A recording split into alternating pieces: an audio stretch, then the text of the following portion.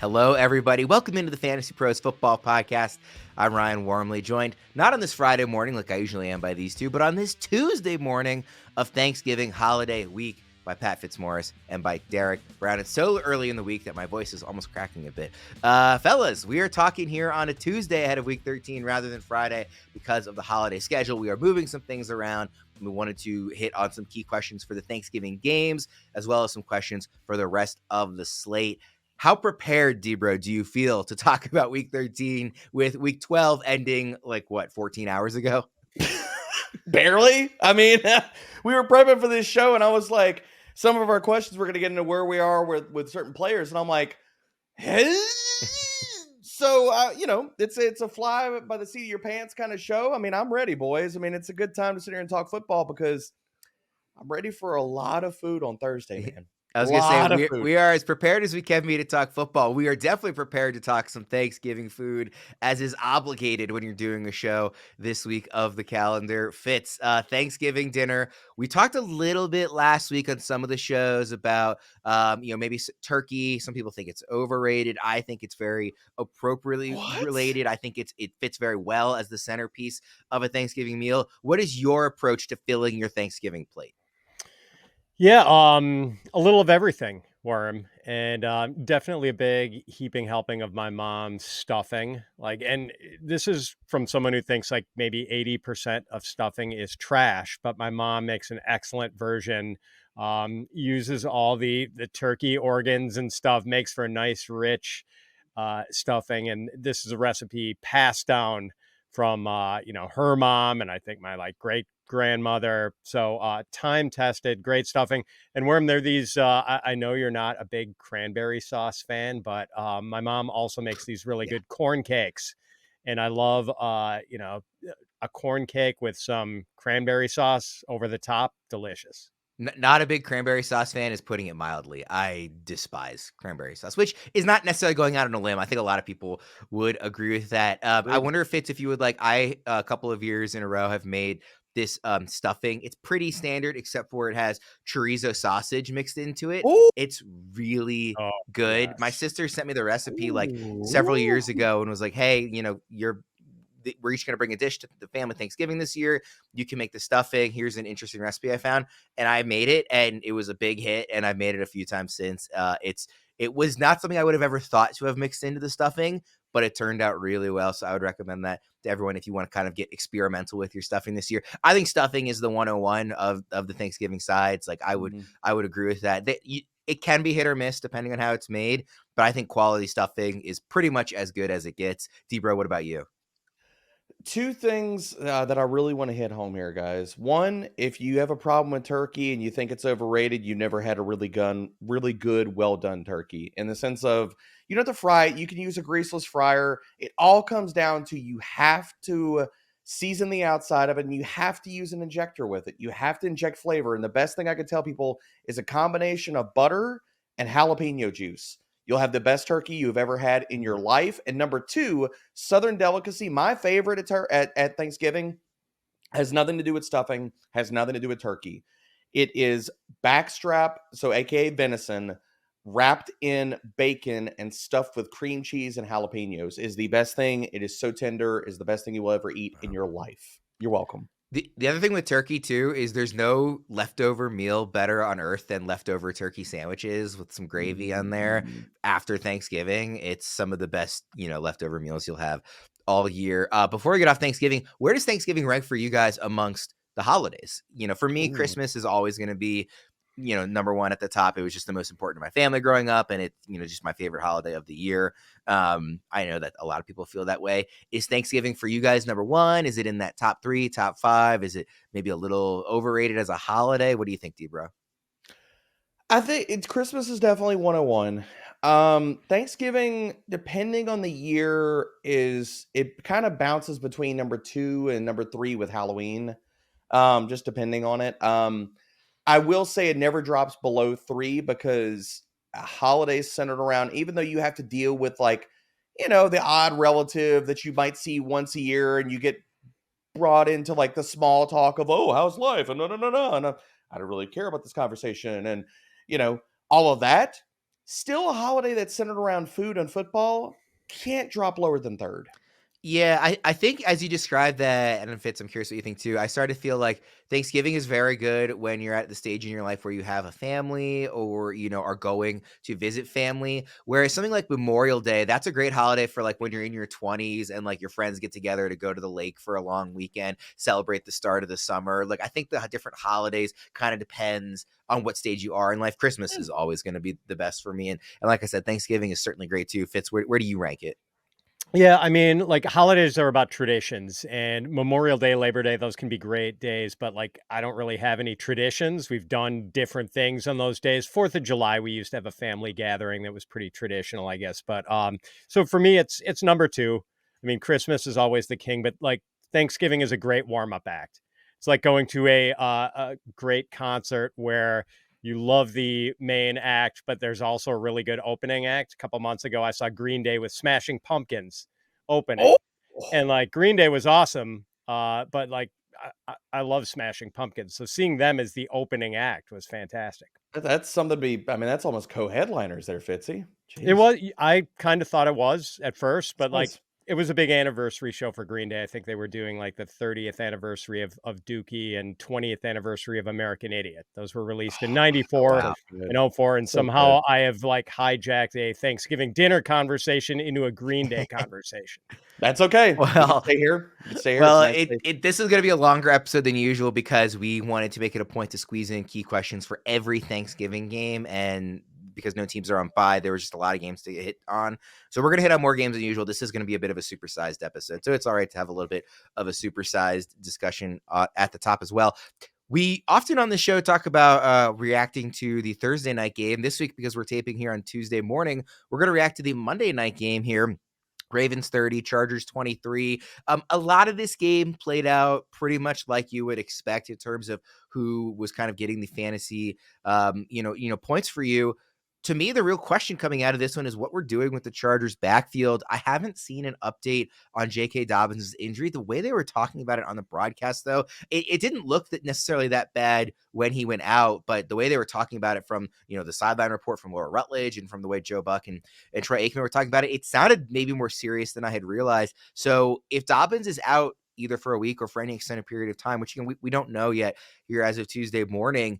Is Gus Edwards the guy that you're making a big push for, D-Bro? Is it Haskins? Is it avoiding this backfield entirely? How are you approaching this?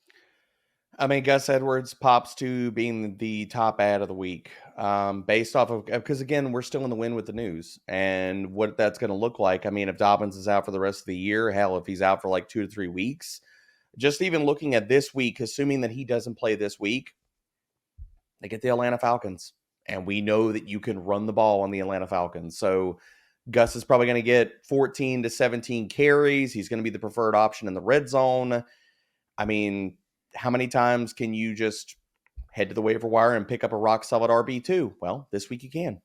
Any interest, D-Bro, in like a flyer on Kamani Vidal? I know he wasn't even active in this game, but opens the door maybe. It does open the door, but only in deep leagues. Like, I think it's going to be mostly Gus, and I know he doesn't have pass game utility, and that's fine. But, like, I think Haskins and Kamani are probably just going to play, like, a tertiary role and probably going to split up. Like, I wouldn't be surprised if either one of them had, like, 4 to 6 carries apiece. And I think when they get in the red zone, it's going to be all Gus. So, what do you think, Fitz? Is it Gus for you? Is it Vidal? Is it avoiding this backfield entirely? What are you doing? I mean, it's Gus, but I'm definitely interested in Vidal because Gus is pretty much out of juice. I mean, he is older and he has not looked that great. So, I mean, he could potentially pop off for sure. And he is going to get first crack, and volume often means more than talent at the running back position. But I mean, Vidal, Troy University's all-time leading rusher. I love the guy coming out of college. Loved his film, and he was surprisingly like fast and athletic at the combine testing. So I'm interested in just a little more on that J.K. Dobbins injury worm.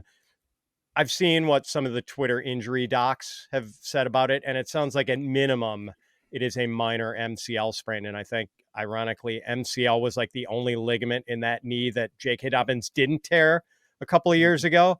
That seems to be the minimum. So even if it is just a minor MCL sprain, that's probably at least a 1 or 2 week injury. So I don't think we see Dobbins at all this week, and pretty good chance we don't see him in week 14 either when we have 6 teams on bye. So Gus is definitely worth your while if you're going to waivers tonight on Tuesday. Definitely hoping for the best for Dobbins. Yeah, Gus, he had 9 carries for 11 yards, and he had an 8-yard rush in there, which means his other 8 carries went for 3 total yards. So that was kind impressive of stuff. The other thing, can I just add one other thing? Like the Chargers offensive tackles are terrific with Slater and Alt. The inside of their offensive line, not so much. That is a weakness, and Gus is an inside runner. So, I mean, maybe this offense might fit Vidal a little bit better, or like the strength of the offensive line might fit like some outside zone stuff. I'm with you on that, Fitzy. Like, I mean, I don't think there's to me, there's not even a conversation about who is the better runner at this stage of their career. I think it's easily Vidal. And honestly, like, I've been kind of surprised we didn't see him running with Dobbins for the entire year. Like, what the reasoning is behind that, if it's just veteran deference or the Greg Roman effect, I don't know, but I definitely agree with you that Vidal has the juice and Gus doesn't. Debra, any other quick thoughts on this game besides the Chargers backfield? I mean, again, the Ravens side pretty much played out like you would expect. Lamar threw for 2 touchdowns, ran for another. Derrick Henry, 140 yards, didn't get in the end zone, but he has every other game this season. Mark Andrews, 44 yards and a touchdown. I mean, on the Chargers side, Ladd McConkey and Will Dissly caught all 10 of their targets, but they only got 10 targets despite the fact that there were no incompletions over the middle of the field for the Chargers last night. But then you look at Josh Palmer, Jalen Reagor, and Quentin Johnston had, 17 combined targets, and they caught 5 of them. So I don't know why they didn't go to McConkey and Dissly more, to be honest. Was Greg Roman preparing for the holiday early? Like, did they pop open like the Thanksgiving wine early? Like, I don't really understand what the Chargers were doing. Like, to be honest, the only thing I can make sense out of it is Ladd walking into the week being questionable. The game plan was built around Palmer and QJ and all these other weapons. But when Ladd is carving up that secondary the entire night, and we know that again, that secondary can be beat over the middle of the field. The way that I looked at that game is this passing attack should have been run through Ladd and Will Dissly, and they were the 3rd or 4th or 5th options in the progressions on a lot of different plays. And I'm just like, what are we doing here? I don't really understand it outside of Ladd being questionable entering the game, and maybe that shifts how you're game planning this game. I really don't understand what the hell the Chargers were doing. All right, let's jump into our key questions. This is our Friday show on a Tuesday. All of our weekly consensus rankings and tiers, which will be updated throughout the week, even with the holiday. Those can be found at fantasypros.com/rankings. If you're juggling multiple fantasy football teams and feeling overwhelmed, especially with the holidays this week, maybe you're busier than usual, Fantasy Pros will help you simplify things. With Fantasy Pros Multi-League Assistant, you can see the latest news, notes, and rankings for every single player across all your teams. It's all in one spot, making your path to victory clearer and easier. Dive in and let us help you dominate all your leagues with the Multi-League Assistant at fantasypros.com/myplaybook or on the Fantasy Football My Playbook app. All right, guys, we're going to start off with Bears at Lions. I want to ask you about Caleb Williams and really this offense as a whole. They looked really good against Vikings, Caleb especially. 2nd most passing yards of his career. 1st passing touchdowns since week 6. DJ Moore and Keenan Allen both had strong games as well. Fitz, was this a sign of the offense taking a step in the right direction, or do you think they're going to come back to earth in Detroit? I mean, I do think it was a good sign that they trusted Caleb to spearhead a really pass-heavy attack, because Minnesota's run defense is excellent, and DeAndre Swift was a little banged up headed into this game. So they let it rip with him. 47 pass attempts, a season high for Caleb Williams. So the passing volume certainly helped with the good numbers. But this week, honestly, I do think he's going to struggle in Detroit on Thanksgiving Day. This Detroit defense is just really good. The Lions have they've allowed the lowest passer rating in the league. They have allowed a league low 7 touchdown passes, and they have 14 interceptions. They've allowed the 4th lowest completion percentage. They're giving up 6.7 yards per attempt. This Lions D is tough, man. So I think Caleb's going to have a rougher go of it than he did against the Vikings on Sunday. Debra, it looks like you've got Caleb ranked as QB 22 this week, so it sounds like you're thinking similarly to Fitz. Well, I'm constantly still working through rankings right now. I'm actually going to give a more pro Caleb approach with this. live updating this right now. I'm going to move Caleb up to QB 15. Wow. That's 10 spots higher than I've got him, by the way. I am higher on Caleb this week, and I think that what he showed against the Brian Flores defense and all the blitz packages, the design coverages, I thought was, dude, from what I watched a little bit of his all 22, he was tossing dots the entire damn day, man. And I think the big thing that I want to take away from Detroit is that really will help Caleb this week. And I'm not saying that Detroit's secondary is not good and they have not played well. They have. We could say the same thing for Minnesota. The big thing that I want to sit here and highlight for Caleb specifically is that losing their pass rush with Hutchinson going out has really hurt, or I'm not going to say crippled the defense because the defense is still playing well. But since week 11 with Zadarius Smith being part of that pass rush, you have Detroit has the 11th slowest time to pressure. They have the 6th lowest pressure rate in the NFL. So I think Caleb is going to have time in the pocket to diagnose the defense. I think that Thomas Brown has made a lot of smart changes to this offense. And looking at Caleb, and I think that one thing that I think continues this week is he leaned heavily on Keenan Allen last week. I think that continues this week because Detroit has been gashed by slot wide receivers the entire freaking year. They're allowing the most receiving yards per game and the 4th most fantasy points per game. So I think that there's a lot to like about Caleb, that we've seen him perform against a tough secondary last week and a tough defensive coordinator. I think he can do it again this week against Aaron Glenn, especially if Detroit's not going to bring up the heat. Is Caleb having time in the pocket actually a good thing? I mean, he's an outdoor cat. He likes to get out of the pocket and make plays. Like, that's where he's at his best. I just wonder if he can sit back in the pocket. And Detroit's got some dudes who can cover, man. Like that, their pass coverage has improved by leaps and bounds over like 2 years ago. Yeah, I don't disagree with that, Fitzy. Like, Caleb has had his issues with playing in structure. I think that the way they're running the offense now, and we haven't even talked about the other part about this, is Caleb now has rushing utility to help pad his floor and ceiling. Yeah. That wasn't a part of, the diagram earlier in the season. Like, did they use that a ton last week? No, but we also have a 2-game sample. One of those games, he had 4 freaking design rushing attempts. So could they also bring that back into the mix when we know it's also tougher to run against Detroit? So I'm a little bit higher on Caleb. Like, I see the downside, but I think looking in that QB2 mix, it's like, who else do we feel really good about? Like Tua going up against the Packers, who have a top 5 pass rush. We got Geno against the Jets. Okay, the Jets aren't playing that great. You got Sam Darnold going against the Cardinals. Like, in the QB2 mix, considering what we've seen out of Caleb lately and the rushing utility, I'm a little bit higher on him versus some other options. Let's go to the second game on the Thanksgiving slate. It's Giants at Cowboys. This is a hideous game and is the cranberry sauce of the Thanksgiving slate. So I'm just going to ask you about 2 of the most talented players in this game. Debro, which talented wide receiver stuck in a brutal offense do you rank higher in this game? Malik Nabers or CeeDee Lamb? Easily CeeDee Lamb.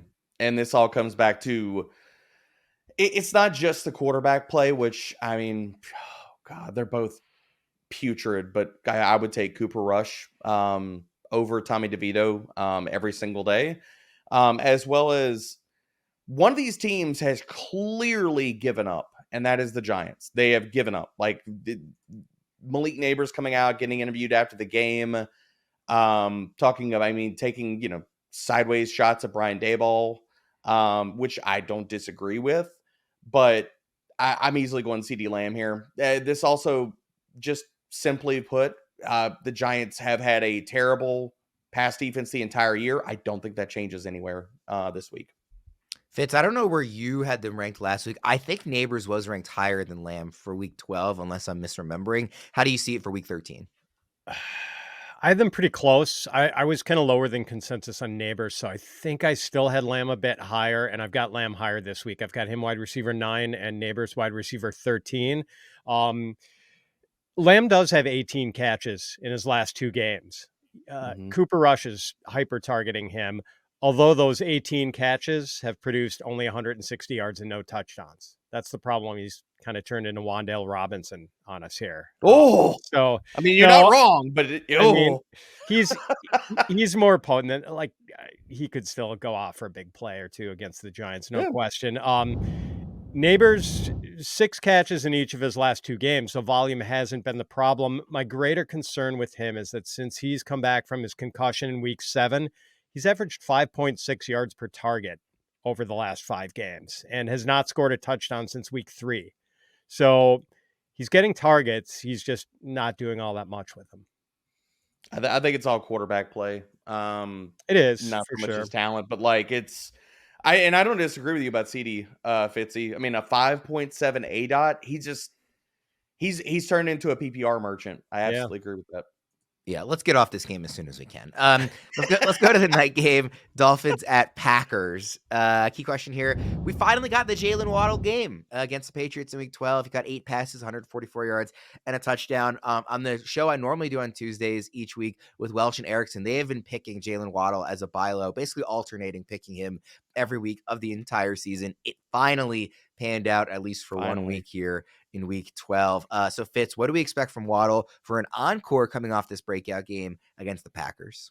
Yeah, I was on the Waddle bandwagon with those guys too. And it was nice that, after incorrectly insisting to people for so long that Waddle was due to bounce back, guy was picked 6th overall and had 3 straight 1,000-yard seasons to begin his career.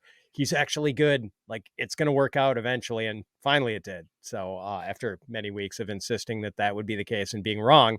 So I expect another good game. No Jair Alexander for the Packers, their best cover corner. I have Waddle ranked wide receiver 24. There is one thing that concerns me about this game, though.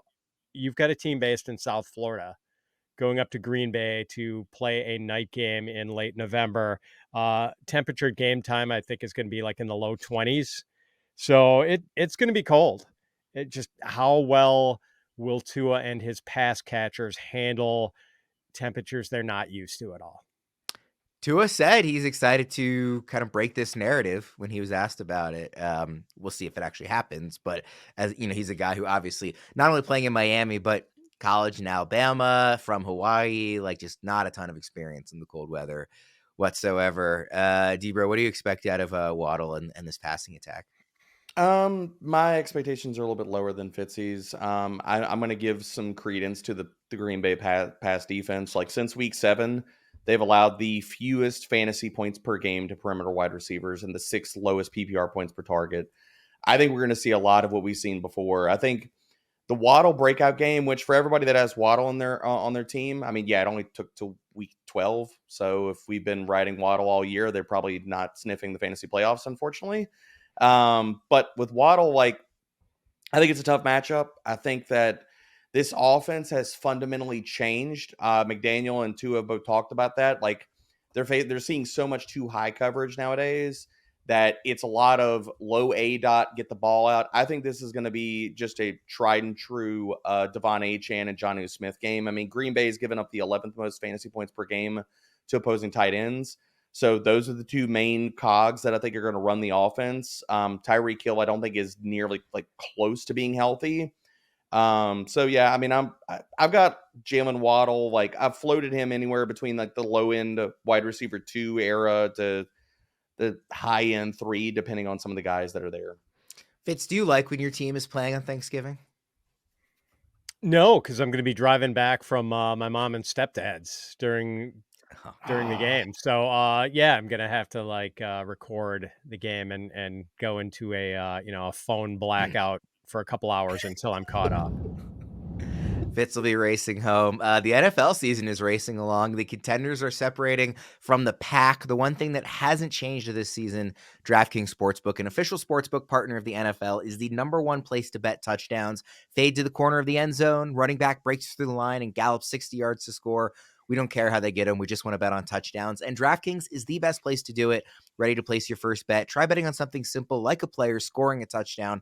Go to the DraftKings Sportsbook app and make your pick. Week 13 is Thanksgiving week. This holiday slate looks slightly less appetizing than cranberry sauce, but we're still salivating over making some bets for Thursday and Friday. The Lions are laying 10.5 points to kick things off. Then the Cowboys are laying 4 points, and Green Bay is laying 3.5 points. Every home team is favored, including on Black Friday, when the Chiefs are giving 13 points to the Raiders.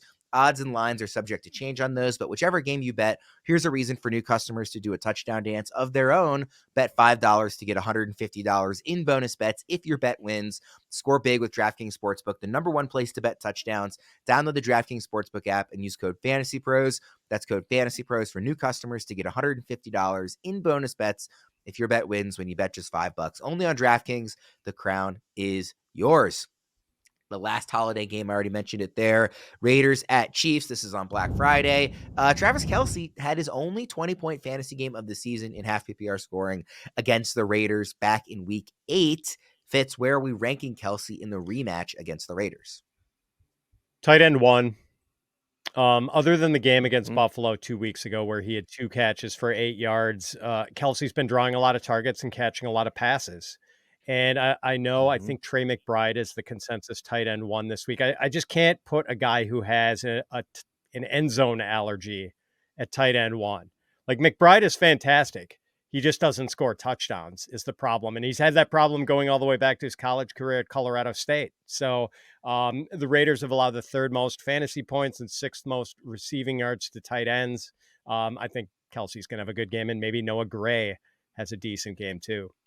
After, I don't know if he's going to have a 3rd straight 2 touchdown game. Do you also have Kelce ahead of... wouldn't surprise me if Noah Gray had some catch. Yeah.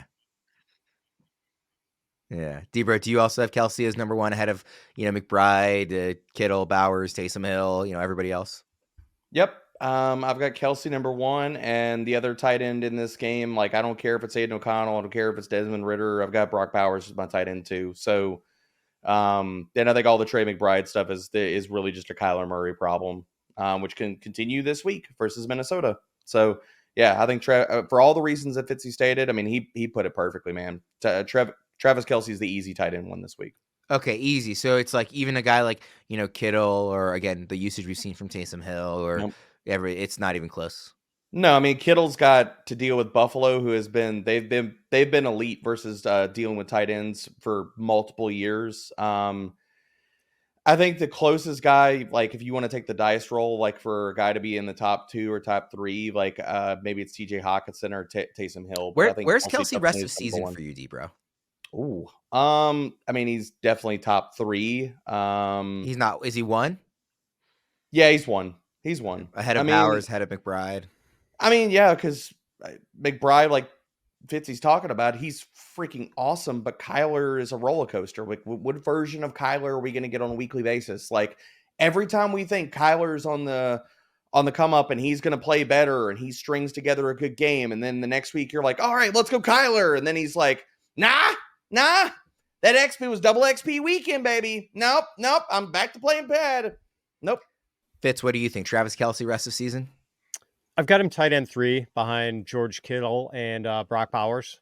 I'm kind of hoping that Aiden O'Connell rides to Brock Bowers' rescue in a week or 2. Yeah, that's hopefully you're not putting too much on that. All right, let's go to question 5. Titans at Commanders. Getting into the actual Sunday slate here. Debra, what's our panic level on the Commanders offense coming off their 3rd straight loss? Are we dropping Washington players against Tennessee in this week's fantasy rankings? I'm not. I mean, if anything, I feel a little bit more encouraged considering what we saw out of Washington last week. Like, I don't think that Jaden Daniels is fully healthy.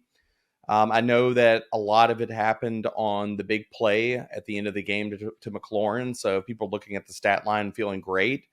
And 86 of those yards came at the very, very tail end of the game. But I think seeing Jaden Daniels run more tells me more about his health than, honestly, some of his performance. And Tennessee is not a pass defense that I'm scared of, man. Like, since losing L'Jarius Sneed, which he's on the IR now, since week 7, they've allowed the 4th most passing touchdowns and they're 13th in CPOE. So this is not a secondary that I'm scared about at all.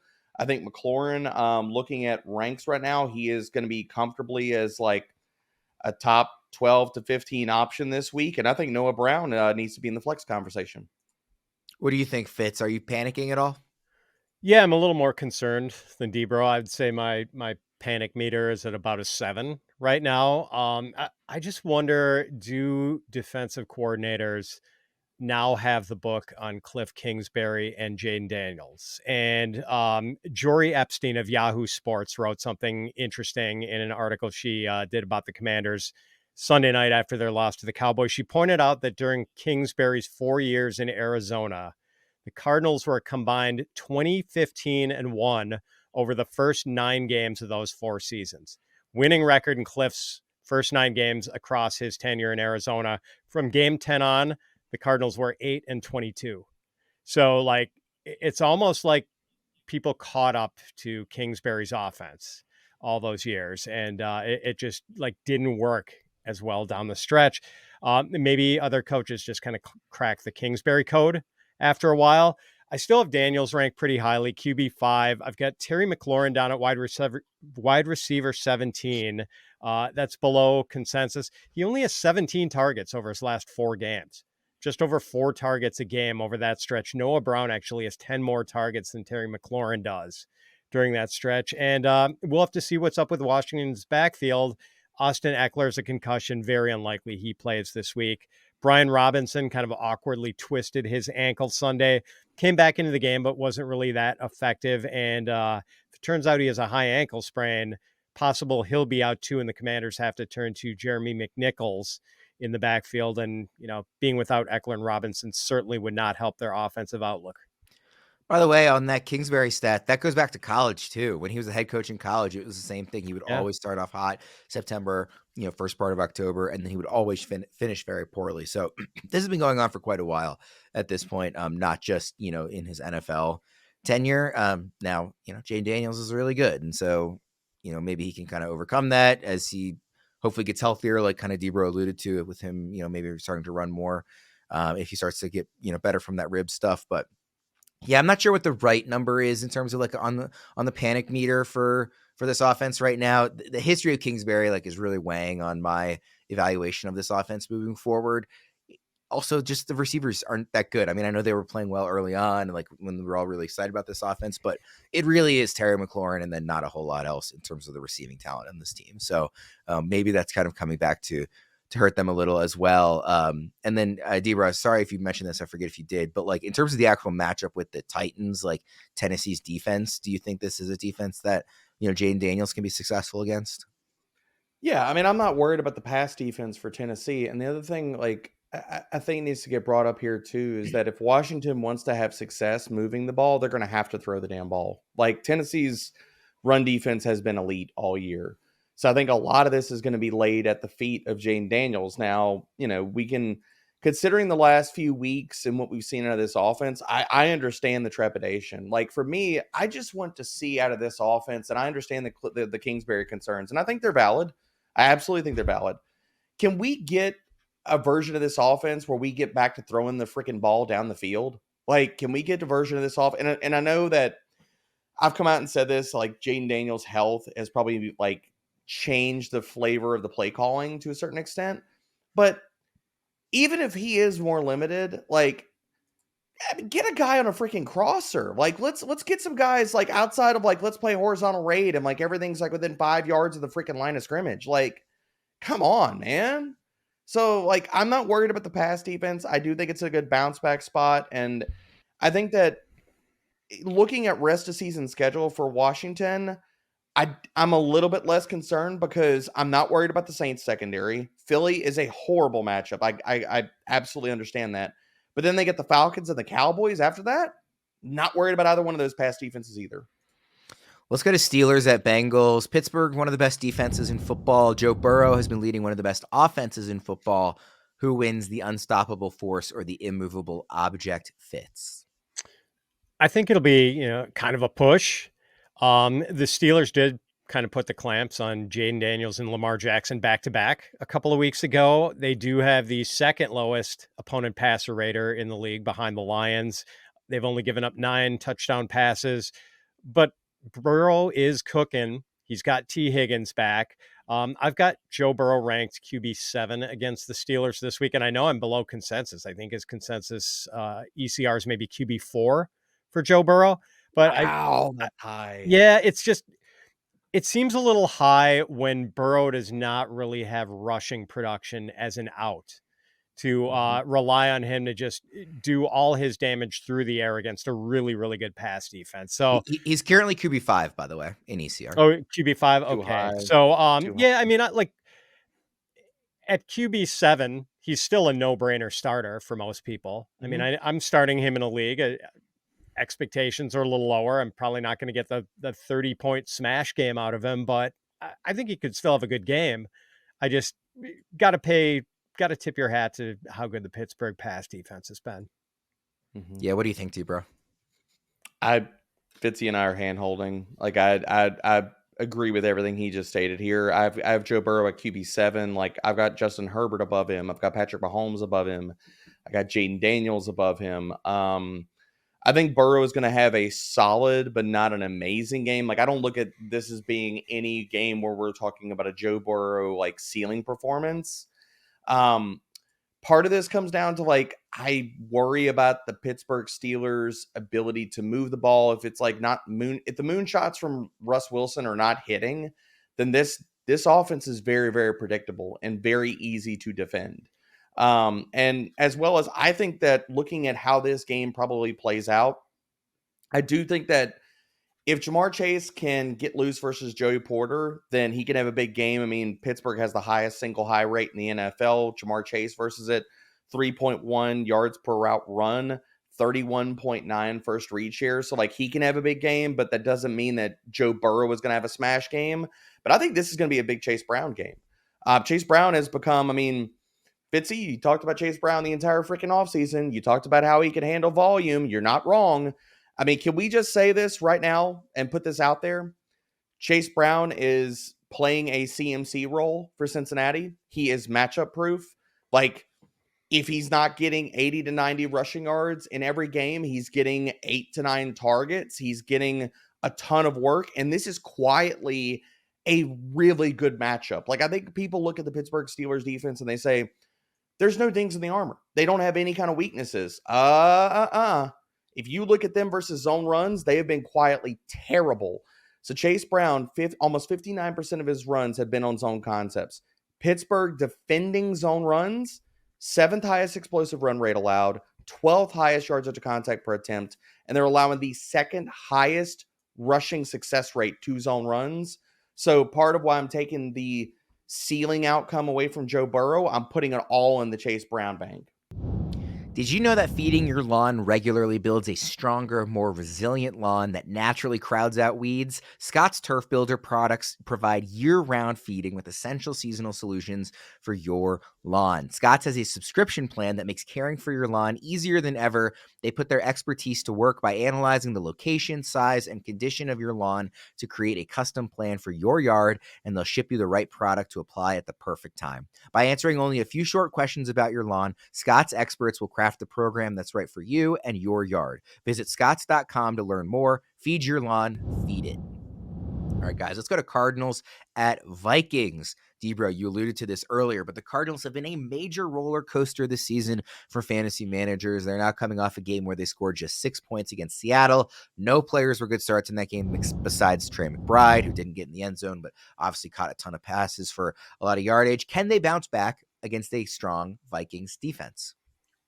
No, I don't think they can. I don't project this to be anything. I think we're going to see exactly what we saw last week. I think this is a big Trey McBride game, and nobody else. Minnesota has been really, really good as far as a run defense. So a down game for James Conner. You look at their coverage structure. They're running up too high at a top 5 rate. They have been the entire season. That means bad things for Marvin Harrison Jr. His target share versus too high has dropped to 17.9%. His yards per route run has cratered to 1.4. And Trey McBride versus too high, almost a 27% target share, 2.0 yards per route run. I think this is going to be a mirror image of what we saw last week. Fitz, what do you expect? Yeah, I mean, we haven't seen the Cardinals have a grade A offensive performance against a good defense yet, unless we count their blowout of the Jets a few weeks ago. And I know some people would have issues with giving the Jets defense that much credit with the way they played this season. So the Cardinals struggled against the Lions, the Packers, the Chargers. They did score 28 points against the Bills in week 1, but they only had 270 yards of offense. So it's not like it was a real fireworks display for them. I guess I'm kind of skeptical, just like being on the road. And this Cardinals offense has just been so wildly unpredictable. So who knows? I mean, maybe if Kyler breaks off a couple of long runs, they could cobble together 28 points, 30 points, but I don't know. I think they're going to kind of struggle. And we saw James Conner struggle last week, and now he faces another really good run defense. Fitzy, where do you have Kyler ranked this week? Like, I can't put him inside of my top 12 quarterbacks. Like, I keep kind of messing with it, but like, dude, give me CJ Stroud, Jared Goff, give me Anthony Richardson. Over Kyler Murray this week. Yeah, my ranking Kyler strategy has been to just be consistent and not try to like chase the previous week, because that has screwed up a lot of people. So I've got him quarterback QB 11, and I debated for a long time whether to rank him or CJ Stroud at QB 10, and I put Stroud a little bit higher.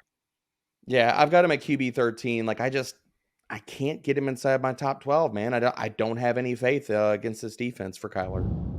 Let's go to Chargers at Falcons. The Falcons looked terrible the last time we saw them, getting blown out by Denver. Then they were on bye last week. How do they match up against what is typically a strong Chargers defense, although one that did give up 30 points to the Ravens last night? Fitz? Well, Bijan Robinson matches up well against anyone, Worm. So hopefully it's a very Bijan-centric game plan for the Falcons. The Chargers rank 7th in DVOA against the pass, 14th in DVOA against the run. We just saw that you can run on the Chargers. Derrick Henry had 140 rushing yards against them last night.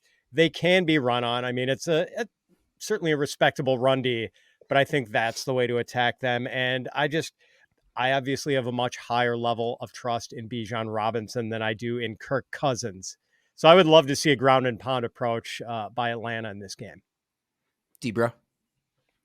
I emphatically agree. Like, with everything Fitzy said. Like, I've debated all week who is going to be my RB1 overall. I've kind of bounced back and forth between Bijan and Joe Mixon this week, and I think it's going to be Bijan. And yeah, the Chargers' run defense has been exposed in the last few weeks, and Bijan, I mean, almost 77% of his rushing attempts have been on zone concepts versus zone runs. The Chargers have been eaten alive. 9th highest explosive run rate, 6th highest yards after contact per attempt. I think this is a huge Bijan Robinson week.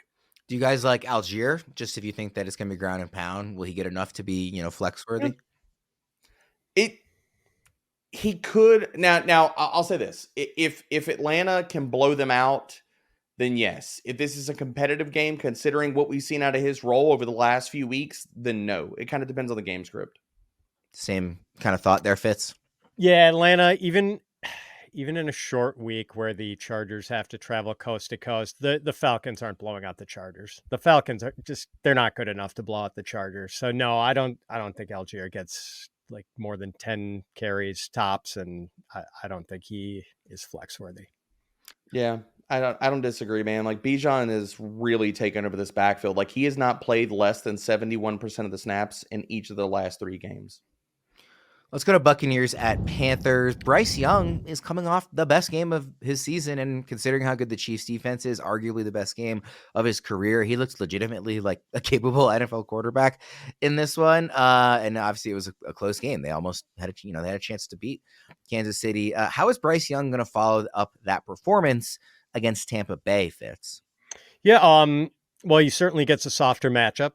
Buccaneers have allowed the 3rd most passing yards. They're allowing 7.4 yards per pass attempt. They've given up 20 touchdown passes.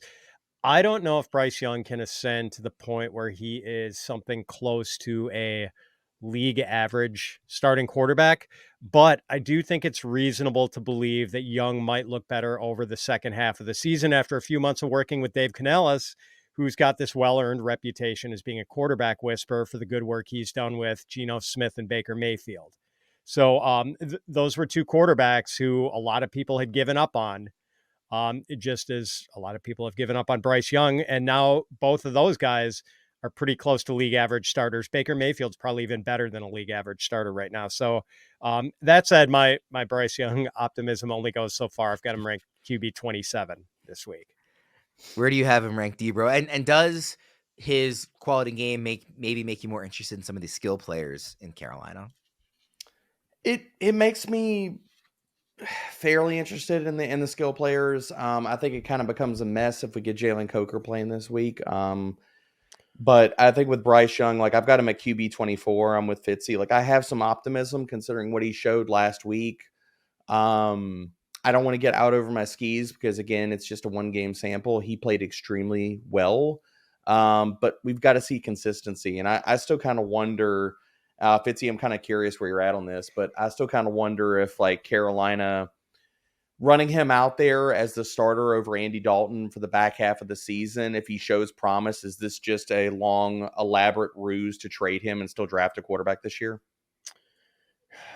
I mean, there are no solutions guaranteed in this quarterback class coming out. Yeah, that's fair. Like there are That's no fair. sure things at all. Zero sure things among the quarterbacks. So I think you have to make an earnest attempt to evaluate him down the stretch and see if he can be your guy. Cause like, I don't think, I feel like the Panthers could just dig their hole deeper by chasing a quarterback early in the first round this year. That's fair. And I mean, to be honest, I don't think anybody on this show is going to say that Carolina's probably winning anything in the next 2 to 3 seasons, considering the state of that roster. Yeah, like I kind of think what they should do is with whatever pick they have, just take the best player at whatever position. Like just take the best player regardless of Take a talented player because you don't have any. Exactly. I mean, yes, like take a cornerstone piece, even if it's an offensive lineman or a receiver or whatever you think it is, whatever position you want to go after, and say if Bryce Young is taking a real step forward, then getting talent around him is the smart thing to do. And if he's not, if this is kind of a flash in the pan and he is, one of the worst quarterbacks in football again next year, you'll be right back at the top. And, in what could be a better class in the 2026 quarterback class, you can go after somebody there. Any team that bypassed Travis Hunter, the terrific two-way cornerback wide receiver from Colorado, in favor of any of the quarterbacks in this class is absolutely insane. Especially, not especially, but like if someone took Hunter's teammate, Shedeur Sanders, over Hunter, that would be nuts. Like Travis Hunter is who is the favorite to go number 1 right now? I haven't actually looked. Is it Hunter or is it? I think it is It's Travis probably Hunter. And it's probably Hunter. And someone's sitting on a ticket for Hunter to go number 1 at 22-1 Oh, maybe a little bias. Like I need to buy into that. I know. Shouldn't. Yeah, he is the clear cut, man. He's either going to be a shutdown corner or a star wide receiver, one or the other. I don't want to sidetrack us too much. Can we also have the conversation really quickly? If I'm Travis Hunter, I'm playing wide receiver, and I don't think it's I don't think it's a close conversation. If you just simply look at the size of contracts for a star corner versus the size of contracts for a star wide receiver, give me wide receiver money all day, every day. Man, if I were the team, I would want him to play cornerback. The people who know better than I do, like that I trust in their evaluations, say he's a better cornerback than receiver. I think so too. That's fine, but if I'm Travis Hunter, I'm saying try me a wide receiver. And if I fail, then I'm going to go play corner. Do you think he'll do both, Fitz? Do you think he'll be a full-time corner and then maybe just have like packages to, he'll run 10 to 12 routes a game as receiver? Yeah. What is a typical number 4 wide receiver play? Maybe like 40% of the snaps. That's 30%, 25%. That seems right for Hunter. Like have him play cornerback and let him get out there on maybe a quarter of the offensive snaps. Let's go to another game. Probably, one of the games of the week, certainly. Eagles at Ravens. The Ravens have been one of the best run defenses in football for most of the season. Saquon Barkley, though, is the best running back in football, running behind an excellent offensive line. We're obviously starting Saquon. I'm not asking this question to suggest you should get away from him. But are we tempering expectations at all for the guy who has been RB1 this season, Debro? I'm not, only in the sense that I think whatever Saquon loses in rushing efficiency, I think he can make up in the pass game. And we've seen him now in the last 4 games. He has surpassed 40 receiving yards in 3 of the last 4 games. I think we could see that tick up a little bit. Like I will be betting the over for Saquon's receiving yardage and his receptions this week. Because Baltimore, look, they've been a shutdown run defense, but they are giving it up through the air to running backs. Allowed the 6-month receptions and the third highest yards per reception to running backs. We talked about that a bit this season, how while they are shutting down running backs on the ground, they can be had in through the air, right? The middle of the field, especially, that they're just was wide open against this Ravens defense. So Fitz, do you see it the same way, where maybe the rushing total will be a bit lower for Saquon, but the overall yardage can still be something that makes managers happy? Yep, I do, and that's why he's still my RB1 this week, even though I am going to go out on a limb and say I'll bet the under on 255 rushing yards in this game. But yeah, bold move, Fitzy, bold move. But that is the nice thing with the way the Ravens defense has been tough to run on, but they do give it up to running backs in the passing game. So yeah, more than one path to fantasy success for Saquon this week. It's still early in the week. The only line I'm seeing on the rushing yards so far is 91.5. So not a small number, but how would you guys bet that one? I think I lean under. I think lean the under. I think it's about how you see the game playing out. Like, I think if you think the Eagles win this game, then he's kind of been their closer. So I think he'll get, kind of a chance to break a long one to go over this number late in the game. But if you think the Ravens win this game, it is at Baltimore, then I think, because that's just rushing yards, then I think you probably go under. But I think it's a pretty good line. Since we're this early in the week, what do you think his receiving yardage prop opens at? I'm hoping in the mid-30s, and I'm going to bet the over, but I'm kind of curious if the books are going to be wise to that and open it at 40.5. And to be honest, I'm still probably betting the over. Where do you set the line at, Fitzy? I think it'll be in the low 30s, because there have been some games where I thought the setup for Alvin Kamara was spectacular with the yard, where I thought Kamara's receiving prop would be set at in the 40s, and it would be 38.5 or something. So it seems like those are never set as high as you think they should be. So I'll say 31.5. Worm, are you around that same spot? Yeah, I think that's the right number. I would really love to bet on him catching a touchdown in this game. I think that's likely to happen. His first touchdown score odds is plus 475 for the record. But I think he catches a touchdown in this one would be kind of the bet I would have fun making. Who do you think wins this game? Oh man, I think it's a great game. I think for the record, obviously everybody knows I'm a Ravens fan. I do think the Eagles win this game. I think the Eagles look really good the last several weeks. Honestly, I'm very scared of that. I think it's the Eagles, man. Their defense is I know I keep belaboring this point. How in the hell do we let Howie pull it off, man? Quinyon should not have fallen as far as he did. Cooper DeJean should not have fallen as far as he did. To remake your secondary in one freaking draft is just, I don't know why we keep letting Howie do stuff like this. The Eagles defense is playing elite football. If their pass rush was any better, they forget what the offense is doing. Their defense could carry them to a championship. But that's the only missing part or piece to call them the best defense in football. Yeah, Fitz, what do you think? Ravens laying a field goal at home in this one.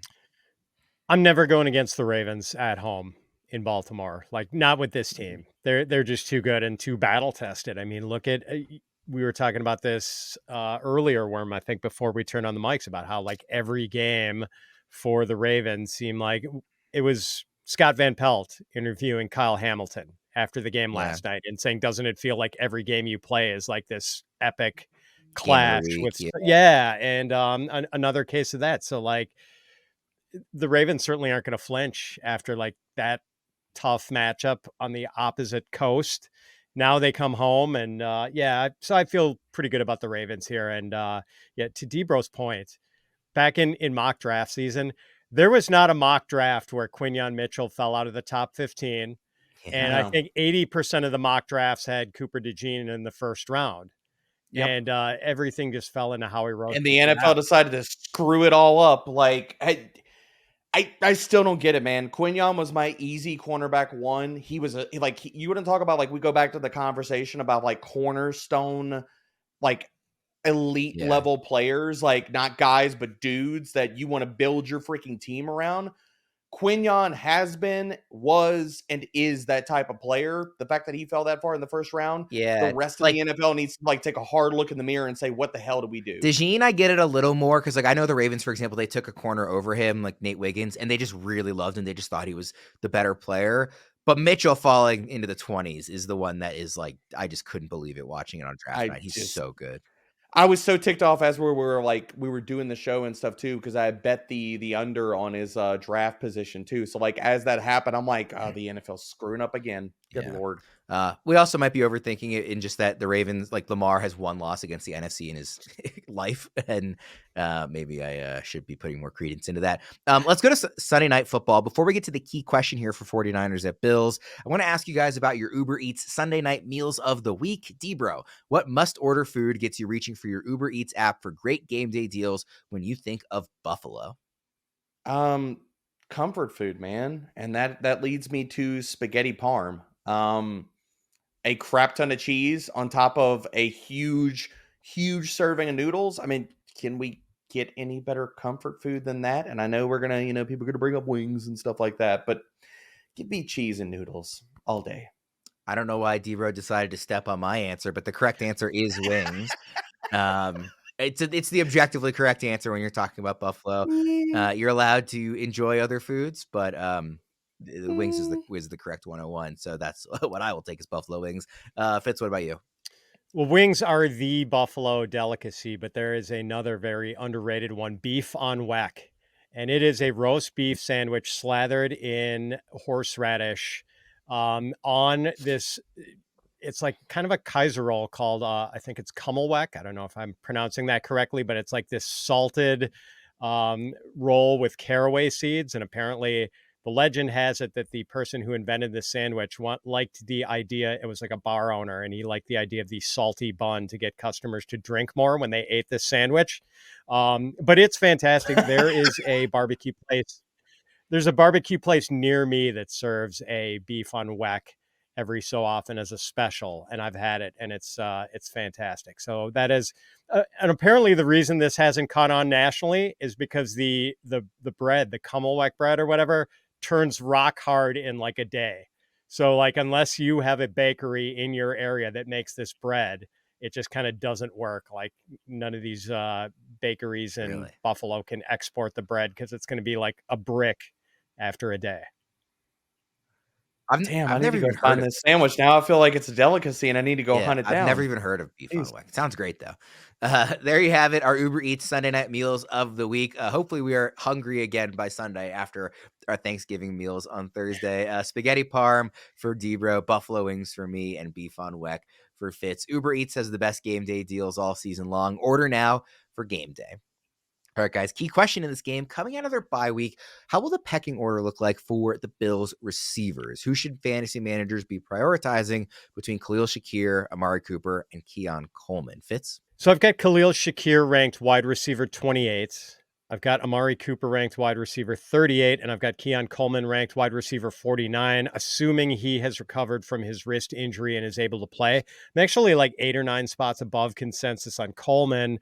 Maybe it's because of the injury that people are sort of fading him a little bit. I'm actually 4 spots below consensus on Shakir. People are really excited about this guy. What's interesting is that as the target counts have gone up for Shakir, his efficiency has really gone down. In weeks 1 through 7, Shakir was averaging only 4.7 targets a game, but 11.2 yards per target. In the 4 games he's played since week 8, Shakir's averaging 9.5 targets a game, only 7.5 yards per target, which isn't bad, but it's sort of below Shakir's typically lofty standards for efficiency. I will say, all in all, Shakir investors, I'm sure, are happy to trade a little bit of efficiency for all those extra targets. In thinking about Keon Coleman, Fitz, we tend to really like rookie receivers who are coming out of their bye, especially somebody who, was this high pick, who is tied to this great quarterback. So do you think that there's a chance Coleman kind of takes a big step forward here in the stretch run?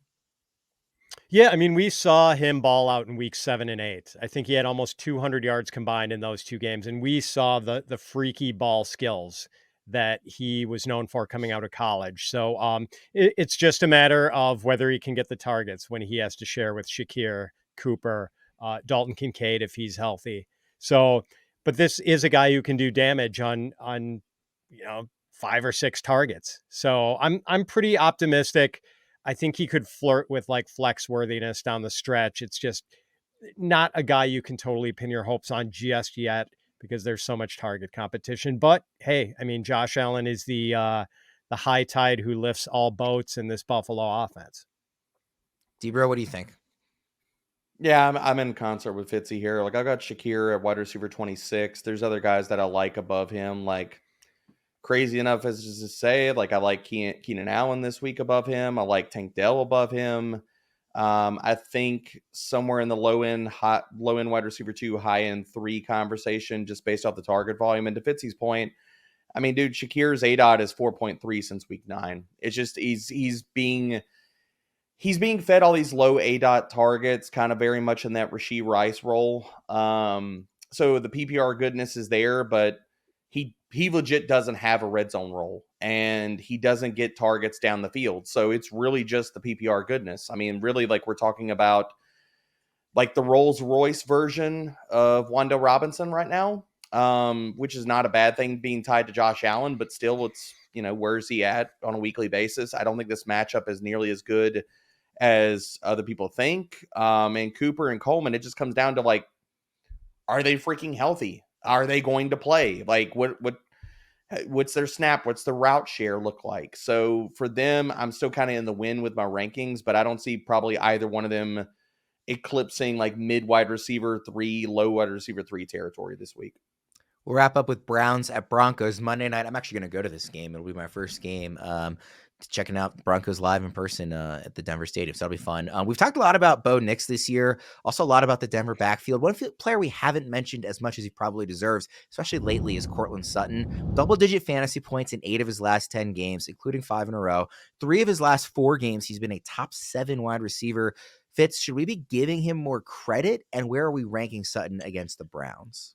Yes, we should be giving him more credits. Do you remember that weird Thursday night game in week 7 where the Broncos played the Saints and the Broncos kind of steamrolled them? It was like 33-10, but Sutton had 0 targets in that game. It was weird. They didn't have to throw a lot. I think Knicks had like 25 or 26 pass attempts in that game since they were kind of curb stomping your Saints in that one, Debro. But since that game...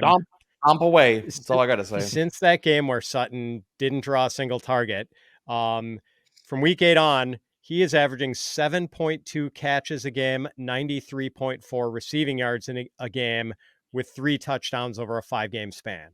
He is wide receiver 4 in fantasy points. Wide receiver 2 in fantasy points and wide receiver 4 in fantasy points per game since week 8.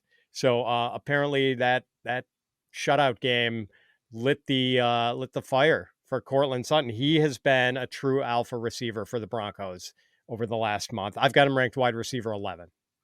Yeah, the last 5 finishes for him, this is in half PPR scoring. Wide receiver 26, wide receiver 7, wide receiver 7, wide receiver 27, wide receiver 2. So, I mean, 3 of those games, again, top 7 finishes. He's currently wide receiver 12 in ECR, by the way. So the rankings are, kind of catching up to what's been going on with him. Debro, where do you have him ranked, and kind of what is your takeaway from seeing what he's done the last several games? I've got him at wide receiver 12. I think the conversation for him this week starts at wide receiver 9. So I think a lot of respect needs to be put on him. As well as Cleveland, like we need to have a really honest conversation here. Cleveland's pass defense has been nowhere close to what they were last year. Like since week 7 versus perimeter wide receivers, they're allowed the 4th most receiving yards per game, the 4th most fantasy points per game to the position. So I think this is a week where Courtland Sutton is going to eat like he's been doing. And I know this isn't part of the conversation, but I'm injecting Devon Bailey into this conversation, boys. Like we got to talk about him as well. Like he has played a prominent role in this passing attack, got almost a 22% target share. And Cleveland, since week 6, is allowing the 5th highest PPR points per target to opposing slot wide receivers. So I've got Courtland Sutton comfortably as a wide receiver 1 this week. I am going to have Devon Bailey in the high-end wide receiver 4 territory, and I think people need to be considering him as a flex play, a strong flex play. We'll wrap up on that game. Thank you, everybody, for tuning in, especially during the holiday week when I'm sure you're busy and have other stuff going on with family. Please enjoy Thanksgiving week, everybody. Whether you're celebrating with family on Thursday or doing some kind of Friendsgiving or just sitting there watching football and enjoying that part of the holiday. I hope everybody has a great time, taking some time for themselves and enjoying the week. For Fitz and Debro, I'm Ryan Wormeli. Thanks again. Best of luck here in week 13, playoff stretch run here for the fantasy playoffs. And we'll see you again next time.